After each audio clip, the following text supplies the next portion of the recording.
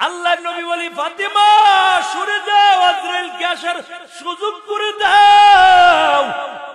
আজরাইল সালাম দিয়া ঘরের মধ্যে ঢুকে যায়। নবীর পাশে যখন আজরাইল বসে গেল, ডাক দেয়া কয়, নবী আমার, আল্লাহ তাআলা পাঠাইছেন, তবে জানতে চেয়েছেন আপনি কি দুনিয়ায় থাকতে চান না আল্লাহর কাছে যেতে চান? আপনার অনুমতি চেয়েছেন।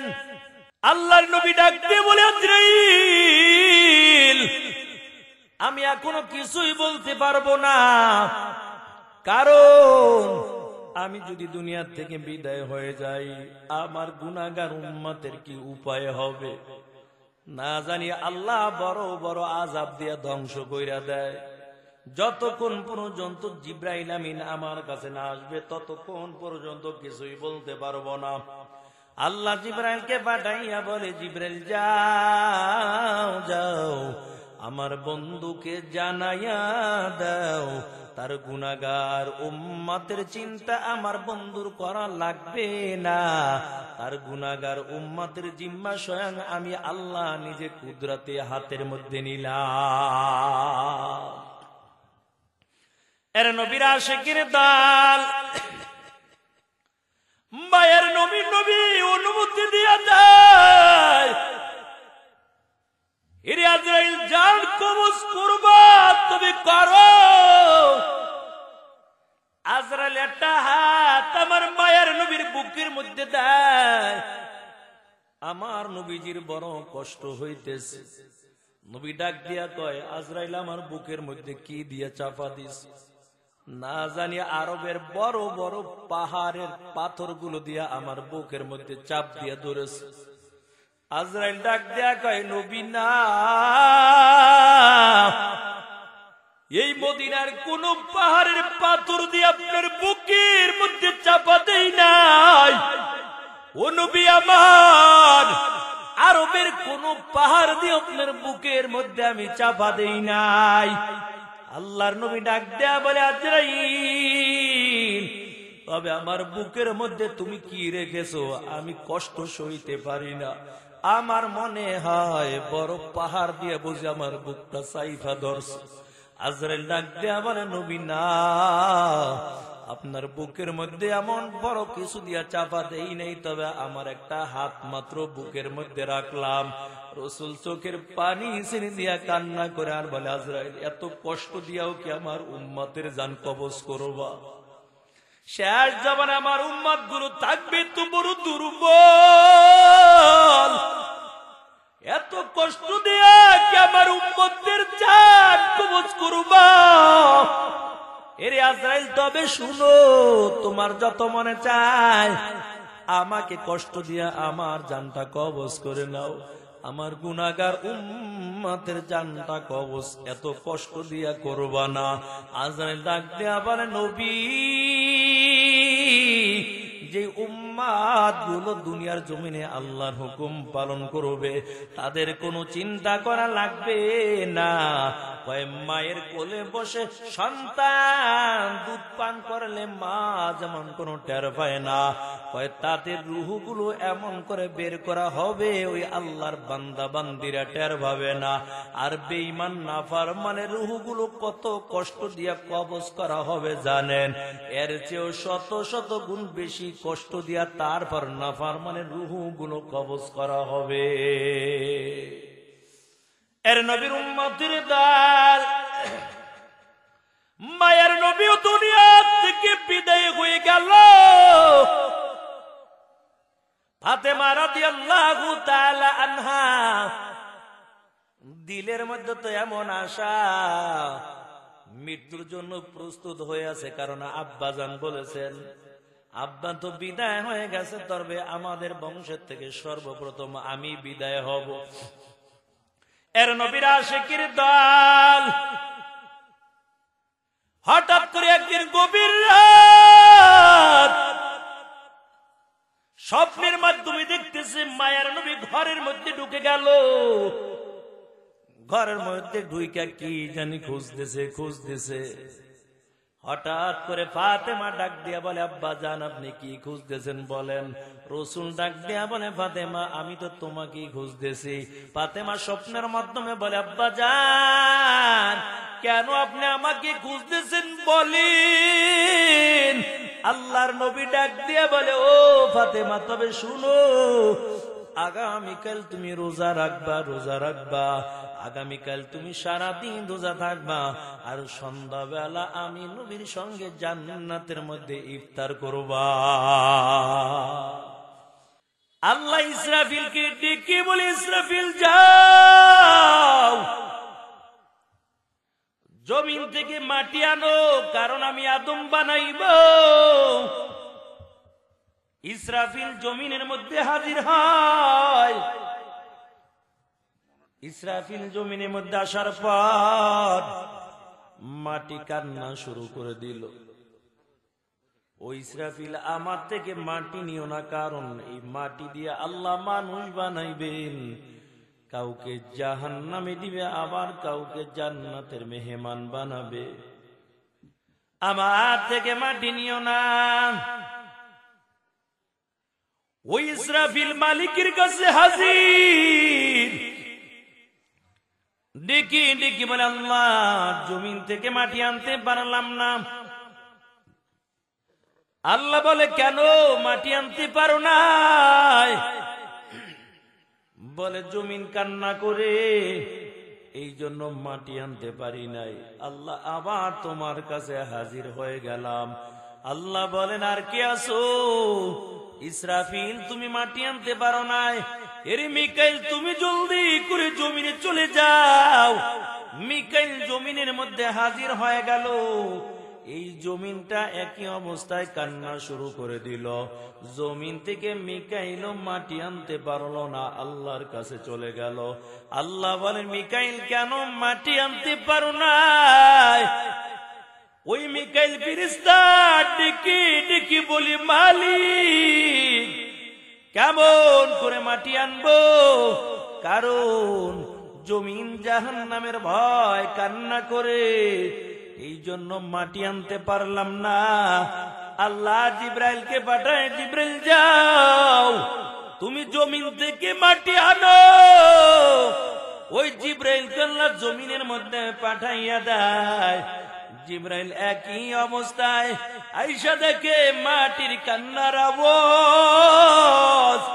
মাটি কান্না করে আর বলে, জিব্রাইল আমার থেকে মাটি নিবা না, কারণ এই মাটি দিয়ে আল্লাহ মানুষ বানাইবে আর জাহান্নামের মধ্যে দিবে, আমি সইতে পারবো না, আমার থেকে তুমি মাটি নিও না। জিব্রাইল আল্লাহর কাছে হাজির হয়ে গেল। আল্লাহ বলে, আর কি বাকি আছো? আজরাইল বলে, আল্লাহ আমি বাকি আছি এখন। আল্লাহ তাআলা আজরাইলকে বলে, আজরাইল জমিনের মধ্যে চলে যাও, মাটি নিয়ে আসো। আজরাইল জমিনের মধ্যে আসার পর এই জমিনটা একই অবস্থায় কান্না শুরু করে দিল। আজরাইল ডাক দেয়া বলে, মাটি যত কান্না করো কোনো লাভ নাই, আমি আল্লাহ হুকুম করেছে মাটি নেওয়ার জন্য, আমি মাটি নিয়ে যাব, কান্না করে কোনো লাভ নাই। ওই জমিনের মধ্যে আজরাইল এমন একটা থাবা দেয়, পুরা পৃথিবীর জমিনের উপরের মাটিটা আজরাইলের হাতের মুঠের মধ্যে চলে আসলো। এরে আল্লাহর বান্দা মাটি নিয়ে আল্লাহর কাছে চলে গেল। আল্লাহ জমিন থেকে মাটি আনলাম। আল্লাহ বলেন, কেমন করে আনছো? জমিন কি কান্না করে নাই? আজরাইল বলে, আল্লাহ জমিন কান্না করেছে, তবে তার কান্না আমি শুনি নাই। আল্লাহ বলেন, তুমি যেহেতু জমিন থেকে মাটি আনছো, এই মাটি দিয়া আদম বানাইব, আদমের রুহটা কবজ করার জন্য আবার দায়িত্ব আমি আল্লাহ তোমাকে দিব। আজরাইল কে আল্লাহ না, এই দায়িত্ব দিলে মানুষে আমাকে অভিশাপ দিবে, মায়ের কোলের থেকে সন্তান নিয়ে আসবো, বাবার সামনে সন্তানের লাশ, ছোট মাসুম সন্তান দুনিয়ায় আছে, মা দুনিয়ায় নাই। আল্লাহ বলেন, ও আজরাইল, তোর কোনো দোষ থাকবে না, তুমি তো নির্দোষ থাকবা। মানুষ স্ট্রোক করে মারা যাবে, জ্বর হয়ে মারা যাবে, হার্ট অ্যাটাক করে মারা যাবে, তোমার কোনো দোষ থাকবে না, তুমি থাকবা নির্দোষ। মানুষ বলে লোকটা অ্যাক্সিডেন্ট করে মারা গেছে। আরে আল্লাহর বান্দা, আল্লাহ কত সুন্দর করে আদম বানাইলো। আদমকে বানানোর পর আল্লাহ তাআলা সকল ফেরেশতাদেরকে বললেন, وَإِذْ قُلْنَا لِلْمَلَائِكَةِ اسْجُدُوا لِآدَمَ فَسَجَدُوا إِلَّا إِبْلِيسَ أَبَى وَاسْتَكْبَرَ وَكَانَ مِنَ الْكَافِرِينَ।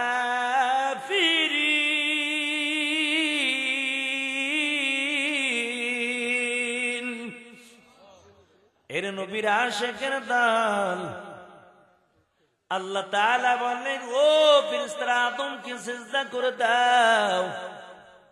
সবাই সিজদা করলো, কিন্তু ইবলিস সিজদা করে নাই। আল্লাহ তাআলা বলে, কেন তুমি সিজদা করলে না? ওই ইবলিস যুক্তি দেখায়, ও মালিক, আদম তো মাটির তৈরি, আমাকে তুমি আগুন দিয়ে বানাইছো। আয় আল্লাহ, আমি কেন এখন আদম রে সিজদা করব? কারণ আগুন তো উপরের দিকে দামিত হয়, মাটি নিচের দিকে পড়ে যায়। আমি কেন আদমকে সিজদা করব? আল্লাহ তাআলা বলেন, ইবলিস আমি লানতের জিঞ্জির পরাইলাম। ইবলিস ডাক দেয়া, আল্লাহ তুমি আমাকে লানতের জিঞ্জির পরাইছো, একটা মাত্র হুকুম অমান্য করলাম, তবে আল্লাহ তুমি আমাকে এমন কিছু ক্ষমতা দিয়ে দাও যার দ্বারা আমি দুনিয়ায় তোমার বান্দাদেরকে ধোঁকা দিয়ে দিয়ে আমি জাহান্নামের মধ্যে নিব। আল্লাহ বলে, ইবলিস ক্ষমতা পাইয়াও কোনো লাভ নাই, কারণ আমার বান্দা 20 বছর 30 বছর 100 বছর যদি গুনাহ করে, আর যদি গুনাহ থেকে ফিরে খাটি দিলে তওবা করে নেয়, আমি আল্লাহ তার পিছনে সব গুনাহগুলো মাফ করে দিব। এর নবীর উম্মতের দল, ওই আদমকে আল্লাহ বানাইয়া যখন জান্নাতের মধ্যে রাখলো, আল্লাহ তাআলা বলে, আদম জান্নাতের মধ্যে থাকো। তবে আদমের কাছে কেমন জানি লাগে, কি জানি মনে চায়। আল্লাহ তাআলা বুঝা ফেলাইছে, আদম জান্নাতে একা একা ভালো লাগে না। আদম পয়গম্বর ঘুমন্ত মুস্তা, আল্লাহ তাআলা বাম পাশের একটু হাড্ডি নিয়া ওই মা হাওয়াকে আল্লাহ তাআলা বানাইলো। জান্নাতের মধ্যে হাওয়াকে আল্লাহ তাআলা বানাইয়া সুন্দর করে সাজাইয়া যখন সামনে দিল, আদম নবী ঘুমের থেকে যাইগে দেখে, কিরে এত সুন্দর, কি জানি মনে চাইছিল এটা তো পাইয়ে গেছে। আর কি এর চিন্তা, হাতটা বাড়াইছে, ধরবে আল্লাহকে সাবধান। পরে একটু পরে ধরো, কয়টা কারো বাকি আছে, বিয়ে হবে, মহারানা দিবা, তারপরে সামনে আগাইবা। আদম নবী বলে, আল্লাহ কেমন করে মহারানা দিব? আল্লাহ তাআলা বলেন, রে আদম, আমি এমন একজন আমার বন্ধু বানাইলাম, যাকে না বানাইলে আসমান জমিন নবমণ্ডল হাওয়া গন্ধম জান্নাত জাহান্নাম কিছুই বানাইতাম না। ওই নবীর উপর যদি 10 বার অথবা 4 বার যদি দুরূদ পড়ে নাও, আরে জালা রে, এখন সরকার টরকার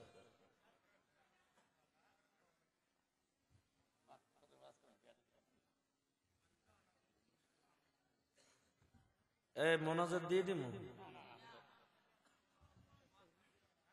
তাহলে আর কোন নাম লেখাই দিলে পিছনের থেকে কানে কানে কয়ে দিবেন।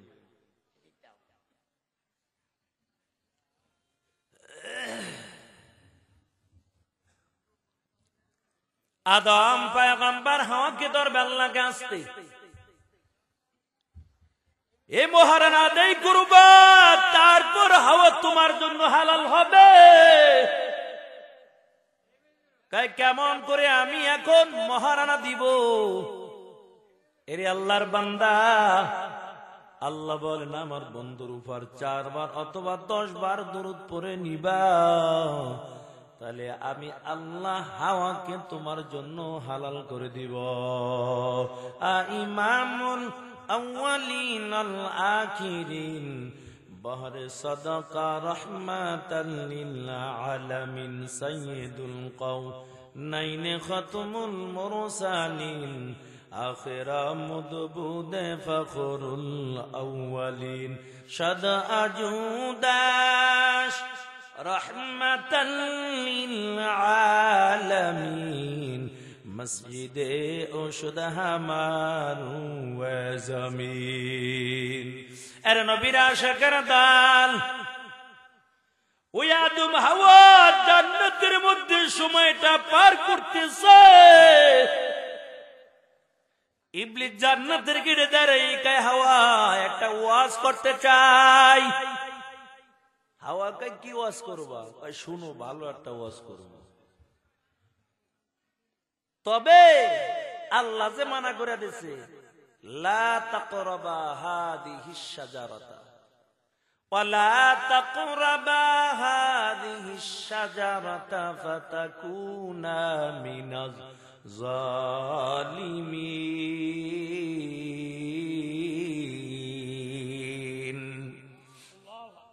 এর নবীর আশিকের দল, কই যে আল্লাহ কই ফল গাছের কিনারায় যেতে নিষেধ করেছে, ওই ফল খাইবা না, ফলের কাছেও যাইবা না। কেন মানা করছে জানো? এই ফল যদি খাও আজীবন তোমরা জান্নাতের মধ্যে থাকবা, আর যদি ফল না খাওয়া আল্লাহ জান্নাত থেকে বাইর করে দিবে। মহিলাকে ধোকা দিতে খুব সহজ, এই জন্য আগে নারীদেরকে ধোকা দেওয়া শুরু করে দিচ্ছে। হাওয়াকে ধোকা দিল, আদম নবীও গেল, হাওয়াও গেল ওই গাছের নিচে। যাওয়ার সাথে সাথে জান্নাতের পোশাক গুলো খুলে গেল। রে আল্লাহর বান্দা, হাওয়ার ও জান্নাতের পোশাক গুলো শরীর থেকে অটোমেটিক ভাবে খুলে যায়, আদম নবীরও খুলে যায়। আল্লাহর কাছে আদম নবী দোয়া করে, মালিক ভুল করে ফেললাম, তুমি ক্ষমা করে দাও। আল্লাহ ডাক দেয়া বলে, আদম হবে না, এই জান্নাতের মধ্যে আর থাকতে পারবা না। এখন আদম নবী বলে, আল্লাহ কেমন করে লজ্জা স্থানটা ঢাকবো? আল্লাহ ডাক দিয়া কয়, জান্নাতের গাছের পাতা ছিঁড়ে তারপর লজ্জা স্থান ঢেকে দাও। আদম নবী 3টা গাছের পাতা ছিঁড়ে লজ্জা স্থান ঢেকেছে, আর হাওয়া গাছের 5টা পাতা ছিঁড়ে তারপর তার সতর ঢেকেছে। এরে আল্লাহর বান্দা, কিয়ামত পর্যন্ত যত পুরুষ দুনিয়া থেকে মারা যাবে 3খানা কাপড়ের প্যাকেট বানাইয়া কবরের মধ্যে রাখা হয়, আর হাওয়া 5খানা ওই জান্নাতি গাছের পাতা ছিঁড়েছে। আল্লাহ তাআলা এমন সুন্দর একটা নিয়ম করেছেন, কয় নারীরা দুনিয়া থেকে বিদায় হয়ে যাবে, তবে তাদেরকেও বিশেষ বিদায় বেলা 5খানা কাপড় শেষ বিদায় বেলা দিবে। জান্নাতে পোশাক গুলো খুলে গেল। আল্লাহ 2 জনকে 2 পৃথিবীর 2 জায়গার মধ্যে পাঠায়। জান্নাতের মধ্যে থাকতে পারবা না, হাওয়াকে ওই জিদ্দার জমিনের মধ্যে পাঠায়। এমন করে করে করে করে 2 জন কান্না করে আদম পয়গম্বর আল্লাহর কাছে সিজদায় পড়ে কাঁদে, আল্লাহ ভুল করলাম, তুমি মাফ করে দাও। এমন সময় আল্লাহ তাআলা ডাক দিয়া কয়, রে আদম, আমি তোমাকে কিছু দোয়া শিখাইয়া দিই, দোয়াগুলো যদি পড়ো আমি আল্লাহ তোমার দোয়া কবুল করে দিব। ربنا ظلمنا أنفسنا وإن لم تغفر لنا وترحمنا لنكونن من الخاسرين এর নবীর আশিকের দল ওই আদম নবীও সিজদায় পড়ে কাঁদে আর বলে মালিক তুমি মাফ করে দাও। তবে আল্লাহ যখন জান্নাতের মধ্যে ঢুকলাম জান্নাতের গেটে সুন্দর করে লেখা ছিল কার নামটা তোমার নামের সঙ্গে সুন্দর করে লিখে দিয়েছিলা। আমি জান্নাতের গেটের মধ্যে তোমার নামের সঙ্গে একটা নাম লিখতে দেখতে পাইলাম। ওই জান্নাতের ওয়ালের মধ্যেও আমি তোমার নামের সঙ্গে একটা নাম লেখা দেখতে পাইলাম। নামটা হলো লা ইলাহা ইল্লাল্লাহ। তোমার পাশে দেখলাম মুহাম্মাদুর রাসূলুল্লাহ। আয় আল্লাহ তো কাকে তুমি মহব্বত করে বানাইছো, তোমার নামের সঙ্গে সুন্দর করে নামটা লিখলা। আয় আল্লাহ ওই নামের উসিলা করে আমার দোয়া কবুল করে নাও। আল্লাহ ডাক দেয়া বলে আদম আমি তোমার দোয়া কবুল করে নিলাম। ওই জাবালে রহমতে চলে গেল। জাবালে রহমতে যাইয়া কান্না করলো।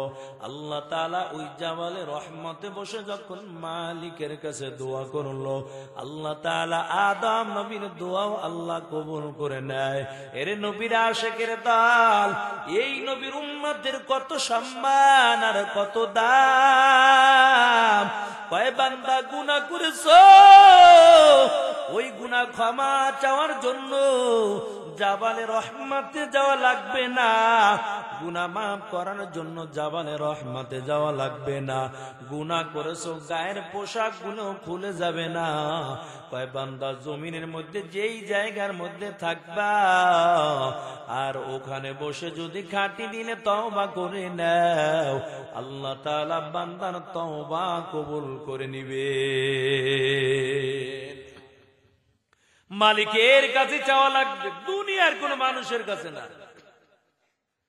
জাকারিয়া নবী ইমানের দাওয়াত দেয়, জান্নাতের দিকে মানুষদেরকে ডাকে। ওই কাফির বেঈমানেরা যখন জাকারিয়া নবীকে মারার জন্য যখন ধাওয়া করলো জাকারিয়া নবী এমন ভাবে সামনে দৌড় দেয়, কিছুদূর যাওয়ার পর দেখে আর যাওয়ার কোনো জায়গা নাই। গাছকে ডাক দেয়া কয় গাছ আমাকে তুমি বাঁচাও। গাছটা দুইটা ভাগ হয়ে গেল। জাকারিয়া নবী ওই গাছের মধ্যে ঢুকে গেল। ইবলিস শয়তান কয় এই জাকারিয়ার খুঁজতেছো, জাকারিয়া তো গাছের মধ্যে ঢুকছে। কয় তাই নাকি? কয় এটা বিশ্বাস করি না, কেমন করে গাছের মধ্যে ঢুকবে? কয় কেমনে বিশ্বাস করা? ইবলিস শয়তান কয় হ্যাঁ এই গাছের মধ্যে ঢুকছে, বিশ্বাস করো আর না করো। আমি বললাম এই গাছের মধ্যে ঢুকছে, লোকেরা কয় না না বিশ্বাস করি না। তবে জাকারিয়া নবী যখন ঢুকে গেছে একটু চাদর বাহিরে বাহিরে রইছে। ওই দেখ চাদরের কানে দেখে দেখে বলাইছে জাকারিয়া নবীকে কেমন করে মারবে। ইবলিস গো এই গাছটা আস্তে করে ফাটতে থাকো। গাছটা কাটা শুরু হয়ে গেল। জাকারিয়া নবীর মাথার কাছে যখন করা চলে আসলো কাটবে কাটবে এমন অবস্থায় ব্যথা পায়। শব্দ কষ্ট। আল্লাহ তুমি বাঁচাও। আল্লাহ তাআলা বলেন ও জাকারিয়া আমি তোমাকে বানাইলাম কত সুন্দর করে, তুমি কেন গাছের কাছে বাঁচানোর জন্য বললা? যদি আমি আল্লাহর কাছে সাহায্য চাইতাম আমি আল্লাহ তাআলা কুদরতি ভাবে তোমাকে বাঁচাইতাম। এর নবীর আশিকের দল ওই মাটি দিয়ে হাওয়া কেউ বানাইলো, আদম কেউ বানাইলো। আবার আল্লাহ তাআলা আজরাইলকে ডাক দেয়া বলে আজরাইল এই মানুষের জানগুলো কবজ করার জন্য আমি তোমাকে দায়িত্ব দিব। তবে তুমি মানুষের জানগুলো কবজ করে নিবা। এরে আল্লাহর বান্দা, আল্লাহর নবী বলেন ওই মৃত্যুর আগ মুহূর্তের সময় বেঈমান নাফরমানের কাছে আজরাইল কেমন করে হাজির হয়? কয় পা দুইটা থাকবে জমিনে, মাথা থাকবে আসমানে, চক্ষু দিয়া আগুনের ঝিলকি বের হতে থাকবে, বড় আকৃতি নিয়া ওই নাফরমানের কাছে হাজির হয়ে যাবে। নাফরমান আল্লাহর বান্দা আজরাইল বড় আকৃতি দেখার পর এমন ভাবে চেহারাটা ডানে লুকাইবে, বামে লুকানোর চেষ্টা করবে, কিন্তু যেদিকে চেহারা লুকাবে আজরাইল ওদিকে হাজির হয়ে যাবে। আস্তে করে আজরাইল পায়ের কিনারায় হাজির হয়ে যাবে, ঠাস ঠাস করে পায়ের রগগুলো ছিঁড়ে ফেলবে, পা আর নাড়াচাড়া করতে পারবা না, হাতের রগগুলো ঠাস ঠাস করে ছিঁড়ে ফেলে দিবে, হাত দিয়া আর নাড়াচাড়া করতে পারবা না, চোখের রগগুলো ছিঁড়ে ফেলে দিবি রে মুমিন। এই চক্ষু দিয়ে আর সুন্দর দুনিয়া দেখতে পারবা না, তোমার জবানের রগগুলো ছিঁড়ে ফেলে দিবে, এই জবান দিয়ে আর কথা বলতে পারবা না। এরে আল্লাহর বান্দা, আজকে কার জন্য বড় পাগল?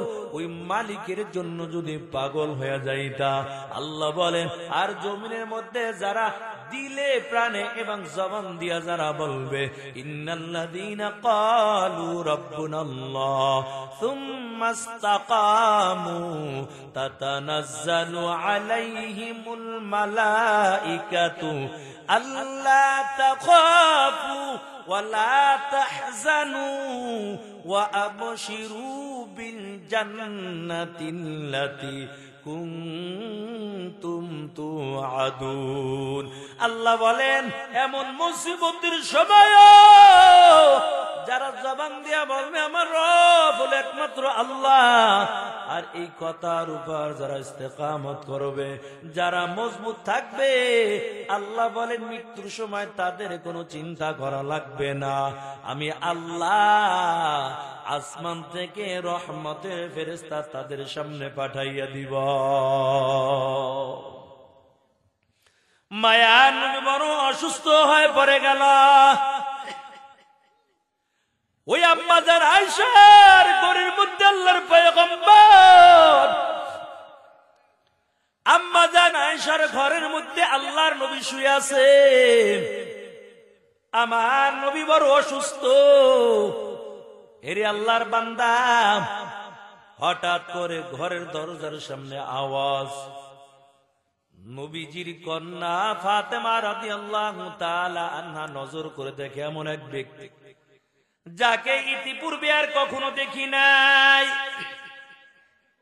মায়ের নবীকে ডাক দিয়ে বলে আব্বাজান, এমন একজন নতুন ব্যক্তি আজকে ঘরের দরজার সামনে দাঁড়ানো, ইতিপূর্বে আর আমি কখনো তাকে দেখি নাই।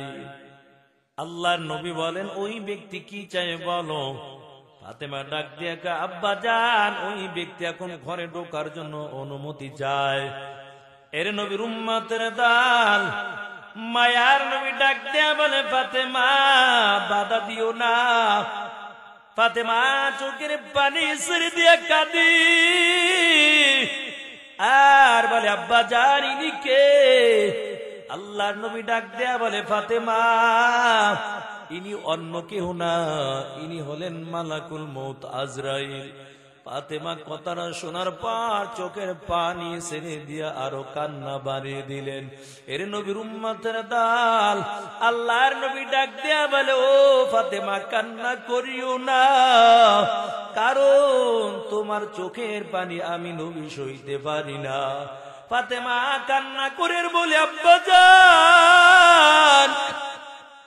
আপনি যদি দুনিয়া থেকে বিদায় হয়ে যান, বলেন কাকে আমি আব্বু বলে ডাক দিব? আমার দুইটা সন্তান হাসান হোসাইন 2 দিন 3 দিন পর্যন্ত যদি না খাইয়াও থাকতো, আমি বলতাম যা তোর নানার কাছে চলে যা। আপনার নুরানি চেহারার দিকে তাকাইলে 3 দিনে ক্ষুধার সাথে সাথে নিবারণ হয়ে যাইত। আপনি এ দুনিয়ার থেকে বিদায় হয়ে যাবেন, কে আমাকে দেখবে? এমন করে করে ফাতেমার কান্নার আওয়াজ, ও নবীর আশিকের তাল। আল্লাহ নবী ডাক দেয়া বলে, ফাতেমা, বাধা দিয়াও কোনো লাভ নাই, কারণ এই ব্যক্তি একবার যার কাছে আসে দ্বিতীয়বার আর তার কাছে আসা লাগে না। ও ফাতেমা, বাধা দিও না, তুমি তাকে ঘরের মধ্যে আসার সুযোগ করে দাও। ফাতেমা তারপর চোখের পানি ছেড়ে দিয়া কান্না করে। আল্লাহর নবী ডাক দেয়া, আমার নবী ডাক দিয়া বলে, ফাতেমা কান্না করা লাগবে না, আমি নবী দুনিয়া থেকে বিদায় হওয়ার পর সর্বপ্রথম আল্লাহ তোমার সঙ্গে আমার সাক্ষাৎ করাইয়া দিবে। ফাতেমার কান্নার আওয়াজটা বন্ধ হয়ে গেল। আম্মা জান আয়েশা ডাক দিয়ে বলেন, ফাতেমা, তোমার বাবা বোন কি বলেছে, তুমি কান্না বন্ধ করে দিছ? ফাতেমা ডাক দিয়া বলে, আম্মা জান, আমার আব্বা জান বলেছে বাবা দুনিয়া থেকে বিদায় হওয়ার পর সর্বপ্রথম আমাদের বংশ হইতে আমি আগে বিদায় হব, আর ওই পরকালে জান্নাতের মধ্যে আমার আব্বার সঙ্গে আমার সাক্ষাৎ হয়ে যাবে। এর নবীর উম্মতের দাল। আল্লাহর নবী বলি, ফাতেমা সরে যাও, আজরাইলকে আসার সুযোগ করে দাও। আজরাইল সালাম দিয়া ঘরের মধ্যে ঢুকে যায়।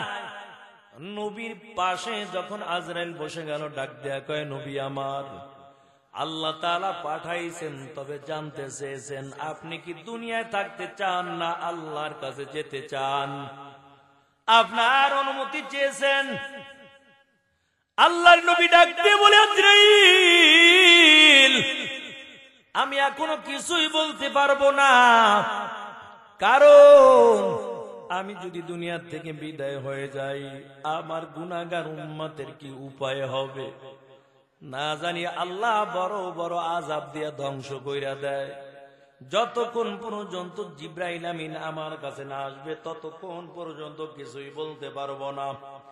আল্লাহ জিবরাইলকে পাঠাইয়া বলে, জিবরাইল যাও যাও, আমার বন্ধুকে জানাইয়া দাও তার গুনাহগার উম্মতের চিন্তা আমার বন্ধুর করা লাগবে না, তার গুনাহগার উম্মতের জিম্মা স্বয়ং আমি আল্লাহ নিজে কুদরতে হাতের মধ্যে নিলাম।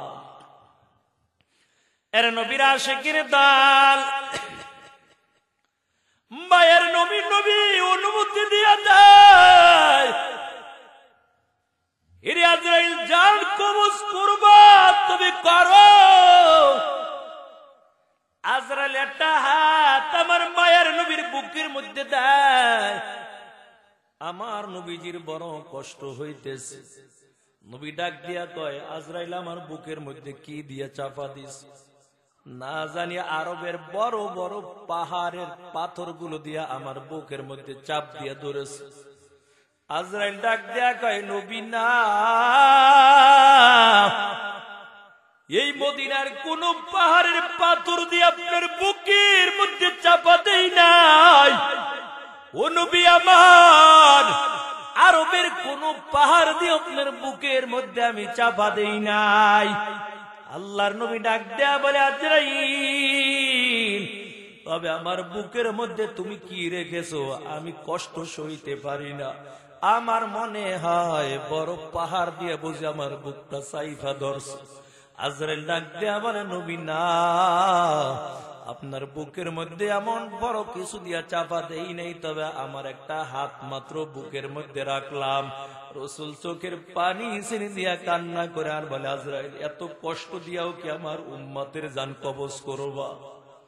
শেষ জামানে আমার উম্মত গুলো থাকবে তো বড় দুর্বল, এত কষ্ট দিয়া কি আমার উম্মতের জান কবজ করবা?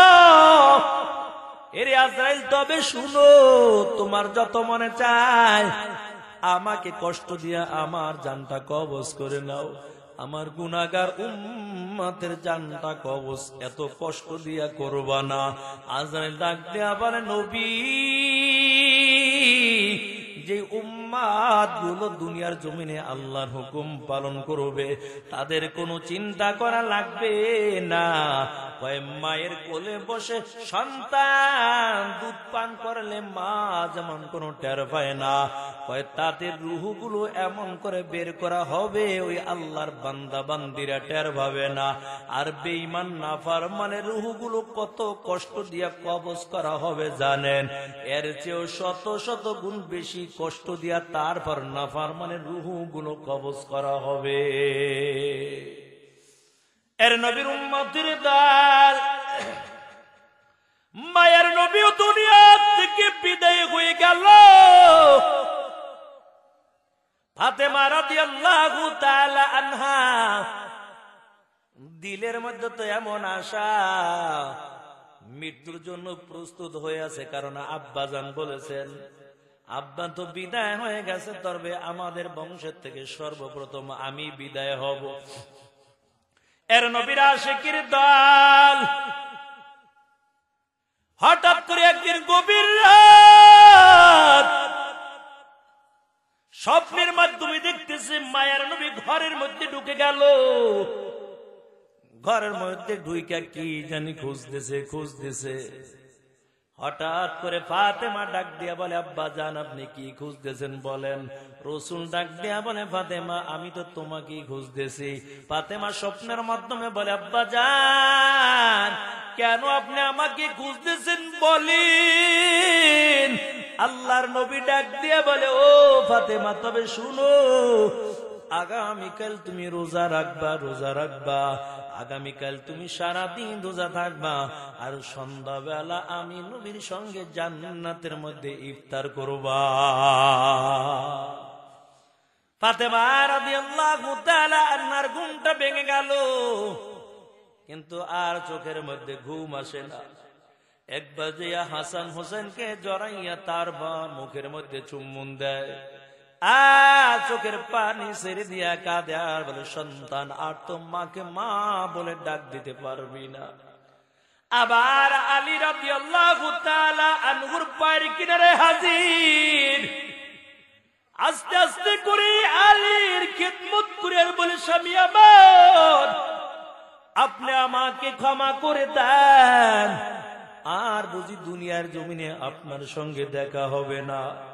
এর নবীর আশিকের দল ও পর্দার আড়ালের মাগো, দিলের কানটা লাগাইয়া শুনো গো মা, তুমিও ফাতেমার মতো স্বামীর খেদমত করবা। তাই স্বামীর খেদমত করে যদি দুনিয়া থেকে বিদায় হও, আমার নবী সুসংবাদ শুনাইয়া দেয়। আর স্বামী যদি বলে আমার স্ত্রী খুব ভালো ছিল, ওই মহিলার জন্য আল্লাহর জান্নাত অপেক্ষা করতে থাকে। আলীর খেদমত করতেছে, আবার দৌড়াইয়া হাসান হুসেনের কিনারে হাজির, আস্তে করে মাথাটার মধ্যে হাতটা ভুলায় আর বলে, সন্তান আমার মনে হয় আগামীকাল তোরা বড় এতিম হয়ে যাবি, আর মায়ের কাছে বলতে পারবি না মা ক্ষুধা লাগছে খাবার দাও। মাকে আর দুনিয়ার জমিনের মধ্যে দেখবা না। আলীর কাপড় চোপড় গুলো সুন্দর করে ধুলে রেখে দিলাম, হাসান হোসেনের কাপড় গুলো সুন্দর করে ধুয়ে মুছে রেখে দিল। হঠাৎ করে আলীর ঘুমটা ভেঙে যায়, নজর করে দেখে আলীর পায়ের কিনারায় বসে বসে ফাতেমা চোখের পানি ছেড়ে দিয়া কাঁদে। আলী ডাক দিয়া কয়, ফাতেমা কেন কাঁদো? ফাতেমা ডাক দিয়া বলে, স্বামী আমার আর বুঝি দেখা হবে না, কারণ আমার আব্বাজানকে আমি স্বপ্নের মাধ্যমে দেখলাম। ও স্বামী আমার, তবে আপনি আমাকে মাফ করে দেন, আমার প্রতি আপনি কোনো কষ্ট রাখবেন না। আলী ডাক দেখায়, ও ফাতেমা আমার খেদমত এমন ভাবে তুমি করেছো, আমি আল্লাহর কাছে তোমার জন্য খাস দিল ভরে ভরে দোয়া করলাম। এর নবীর আশিকের দল ওই আলীকে ডাক দিয়ে বলে, স্বামী আমার তবে একটা আপনি ওয়াদা করেন, আমি দুনিয়া থেকে বিদায় সঙ্গে আপনি একটা ওয়াদা করবেন, ও স্বামী আমার, আমি বিদায় হওয়ার পর আপনি বিবাহ করবেন, কোনো নিষেধ করব না, তবে আমার ছোট্ট ছোট্ট দুইটা সন্তান হাসান হোসেন, ওদেরকে আপনি ভুলে যাইবেন না। ও নবী আমার, আপনি সপ্তাহের মধ্যে 6টা দিন আপনার নতুন বিবির নিয়ে তারপর আপনি ঘুমাবেন। কিন্তু হাসান হুসাইন তো আমি মায়ের গলা জড়াইয়া তারপর ঘুমাইতো, আমি মাকে মা বলে ডাক দিতে পারবেন আর ঘুমাইতেও পারবেন। ও স্বামী আমার, একটা অনুরোধ করে যাই, আমার সন্তান হাসান হোসেনকে নিয়ে সপ্তাহে একটা দিন হলেও ওদের গলা জড়াই আপনি ঘুমাবেন। আলী রাদিয়াল্লাহু তাআলা ডাক দিয়া কয়, এ ফাতেমা কান্না করা লাগবে না, লাগবে না। ফাতেমা বা ডাক দিয়া কয়, ও স্বামী আমার, আমি আর একটা আপনার কাছে অনুরোধ জানাই, আমি যদি রাত্রবেলা দুনিয়ার থেকে বিদায় হয়ে যাই, আমার মৃত্যুর খবরটা দুনিয়ার কোন মানুষের কাছে দিবেন না। দুনিয়ার কোন মানুষ যেন আমার মৃত্যুর সংবাদটা না পায়। আমি রাত্রবেলা দুনিয়ার থেকে বিদায় হয়ে গেলে তাড়াতাড়ি আমার কাফন দাফনের ব্যবস্থা করবেন। ও নবীর উম্মতের দান, ফাতেমা রাদিয়াল্লাহু তাআলা আনহা রাত্রবেলা দুনিয়া থেকে বিদায় হয়ে গেছে, সাদা কাপড়ে কাপড় বেচাইয়া তিনজনে তিনটা শেষ বিদায় খাটের পায়া ধরে দাঁড়ানো। ওই যে মাইয়িতকে আমরা কবরের দিকে নিয়ে যাই, 4টে পায়া থাকে, 4 জনে ধরি 8 জনে ধরিয়া মুদ্দারকে আমরা কবরের দিকে নিয়ে যাই। মানুষ হলো 3 জন, আলী এবং হাসান হোসেন 3 জন, আর কেউ নাই। 3 জনে 3টা খাটের পায়া ধইরা দাঁড়ানো, বাকি একটা খাটের পায়া ধরার মতন লোক নাই। এরে আল্লাহর বান্দা, আলী চোখের পানি ছেড়ে দিয়া কাঁদে, হাসান হোসেনের চোখের পানি ছেড়ে দিয়া কাঁদে, আর আল্লাহর কাছে বলে, আল্লাহ, আমার মাকে এখন গভীর রাত্রে কবরের দিকে নিয়ে যাব, এই শেষ বিদায়ের খাটের পায়া ধরার লোক নাই। এমন করে করে হাসান হোসেনও কান্না করে। এর নবীর আশিকের দান, গভীর রাত্রে আল্লাহর পয়গম্বর আবু যর গিফারীকে স্বপ্নে দেখায়, এরে আবু যর তবে শুনো, আর বিছানার সঙ্গে পিঠ লাগাইয়া ঘুমাইও না, তাড়াতাড়ি উঠে যাও, তার একমাত্র কারণ আমার কলিজার টুকরা ফাতেমা দুনিয়া থেকে বিদায় হয়ে গেছে। হাসান হোসেন এবং আলী 3 জনে খাটের 3টা পায়া ধরে দাঁড়ানো আছে, বাকি একটা পায়া ধরার মতন লোক নাই। এরে আবু যর, জলদি করে ওই আলীর বাড়ি চলে যাও, বাকি খাটের একটা পায়া তুমি নিজে যাইয়া ধরবা। আবু যর গিফারী আসতে করে অন্ধকার রাত, আলীর বাড়ি ঢুকতেছে, আর ডেকে ডেকে বলে, এরে আলী একটু অপেক্ষা করো। আলী রাদিয়াল্লাহু তাআলা আনহু ডাক দেয়া বলে, কে তুমি? অন্ধকার রাত। আবু যর গিফারী বলে, আমি হলাম আবু যর গিফারী। কয়, কেমন করে তুমি সংবাদটা পাইলা? কয়, আল্লাহর পয়গম্বর স্বপ্নের মাধ্যমে আমাকে ঘুমের থেকে জাগাইয়ে দিয়েছে।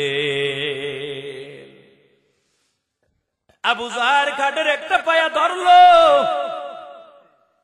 4 জনের শেষ বিদায়ের খাটের 4টা পায়া ধরে কবরের দিকে নিয়ে যায়। ওই অন্ধকার কবরের দিকে নিয়ে যায়। কবরের পাশে ফাতেমার শেষ বিদায় খাটিয়াটা রাখা হলো। আবু যর গিফারী কবরের মধ্যে নামলো, ডাক দেয়া, কবর, তোর মধ্যে এখন কাকে রাখবো জানো? যিনি হলেন আলীর স্ত্রী। খবরদার, মাটি বেয়াদবি করবা না, বেয়াদবি করবা না, মাটির থেকে কোনো আওয়াজ আসে না। আবার আবু যর ডাক দিয়ে বলে, কবর, এখন তোর মধ্যে কাকে রাখবো জানো? যিনি হলেন ওই পরকাল বলে জান্নাতের মধ্যে যুবকদের সর্দার থাকবে হাসান হোসাইন। এই হাসান হোসেনের আম্মা জানকে এখন তোমার মধ্যে রাখবো, খবরদার কবর বেয়াদবি করবা না, ওই কবর থেকে কোনো আওয়াজ আসে না। আবার আবু যার ডাক দেয়া বলে, কবর এখন তোর মধ্যে কাকে রাখবো জানো? এর কবর তোমার মধ্যে এখন আমি যাকে রাখবো তিনি হলেন আখির পয়গম্বর মুহাম্মদুর রাসূলুল্লাহ সাল্লাল্লাহু আলাইহি ওয়াসাল্লাম, কলিজার একটা টুকরা ফাতেমা, এখন তাকে তোমার মধ্যে রাখবো। ও কবর খবরদার বেয়াদবি করবা না। কবর আল্লাহর কাছে বলে, মালিক একটু আমার জবানটা মানুষের মতো খুলে দেন, আমি একটু আবু যর গেফারির সঙ্গে কথা বলতে চাই। আল্লাহ তাআলা মাটির দোয়া কবুল করিয়া মাটির জবান খুলে দিল। মাটি ডাক দেয়া কয়, আবু যর আলীর স্ত্রীকে আমি চিনি না, হাসান হোসাইনের আম্মাকে আমি চিনি না, নবীর কলিজার টুকনা নবীজির সন্তান ফাতেমাকেও আমি চিনি না। তবে ও আবু যর শোনাও, আমার কাছে একটাই মাত্র পরিচয়, সেটা হলো নেক আমল। নেক আমল নিয়ে যদি আমার মধ্যে আসে আমি কবর তার সঙ্গে ভালো ব্যবহার করব। আর যদি গুনাহ নিয়ে যদি কবরের মধ্যে হাজির হয়, দুই পাশের মাটিগুলো এমন ভাবে চাপ দিয়ে দিব, এক পাজরার হাড্ডি গুলো অন্য পাজরার মধ্যে ঢুকে যাবে। এর নবী আশিকের দাঁত, ওই অন্ধকার কবরের মধ্যে আপন কেউ নাই, কেউ নাই। অন্ধকার কবরের মধ্যে একমাত্র আপন হলো আল্লাহ। এই জন্য মালিক দুনিয়ার মানুষদেরকে জানাইয়া দেয়, মিনহা খালাকনাকুম ওয়া ফিহা নুঈদুকুম ওয়া মিনহা নুখরিজুকুম তারাতান উখরা। আল্লাহ আয়াতের মধ্যে তিনটা বিষয় আলোচনা করেছেন। এক নাম্বার, আল্লাহ বলেন আমি মাটি দিয়েই তোমাদের বানাইলাম।